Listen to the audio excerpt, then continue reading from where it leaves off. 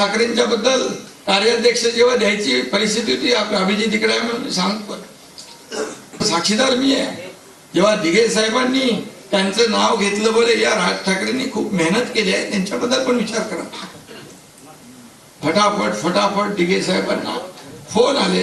दिघे साहेब गाडीत बसले, 2 दिवस कोणाला भेटले नव्हते.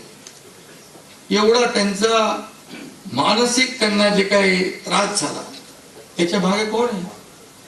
दिघे साहेब गेल्यानंतर पहिल्यांदा मी भेटलो उद्धवजींना, तेव्हा मला काय प्रश्न त्यांनी विचारावा, कसं आहे, त्यांच्या मागे कोण आहे वगैरे असं विचारायला पाहिजे होतं. ते म्हणाले आनंद दिघेंची प्रॉपर्टी कुठे आहे, प्रॉपर्टी कुठे आहे.